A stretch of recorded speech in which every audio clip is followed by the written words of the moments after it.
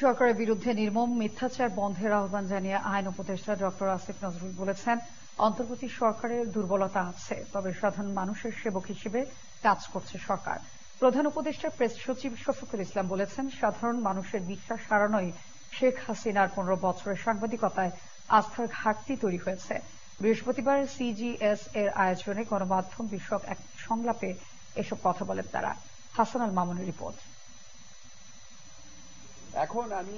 বৃহস্পতিবার রাজধানীর সিডাপ মিলনায়তনে গণমাধ্যমের স্বাধীনতায় সাংবাদিকদের সুরক্ষা ও অভিযোগ নিষ্পত্তির আইনি কাঠামো শীর্ষক আলোচনা অনুষ্ঠানে এসব কথা বলেন বিভিন্ন খাতের বিশিষ্টজনরা। আইন উপদেষ্টা আসিফ নজরুল বলেন, সাংবাদিকতার জন্য কারো বিরুদ্ধে এই সরকারের সময়ে একটি মামলাও হয়নি। সরকার গণমাধ্যমের স্বাধীনতায় বিশ্বাস করে বলে জানান তিনি।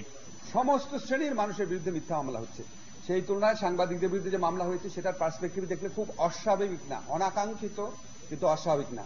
এখন মামলা হয়েছে প্রায় 126 জনের বিরুদ্ধে, গ্রেফতার কিন্তু হয়েছে 5 জন। 126 জনের অন্য কেউ কিন্তু গ্রেফতার হয় নাই। আমার যতটুকু জানি আমি, ওনাদের বিরুদ্ধে যে মামলাটা হয়েছে এটা সাংবাদিকতা করার জন্য মামলাটা হয় নাই, ওনাদের বিরুদ্ধে ইনসাইটমেন্ট টু ক্রাইম বা আপনার এই অ্যাবেটমেন্টের জন্য মামলাটা হয়েছে।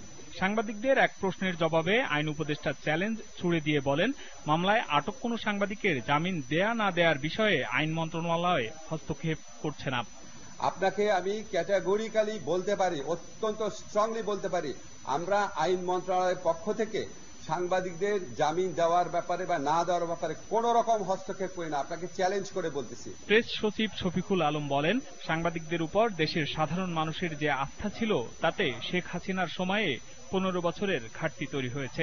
সাধারণ মানুষের ট্রাস্টের জায়গা নষ্ট করা হয়েছে। গত 15 হাসিনার 15.5 বছরের শাসন আমলে জার্নালিজমের উপরে একটা ট্রাস্ট ডেফিসিট তৈরি করেছে। এটা ভয়াবহ রকমের একটা ট্রাস্টের একটা ডেফিসিট তৈরি হয়েছে।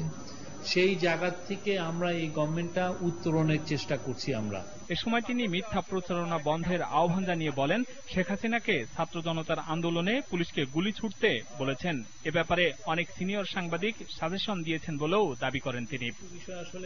Hasan Al Mamun, GTV news, Dhaka.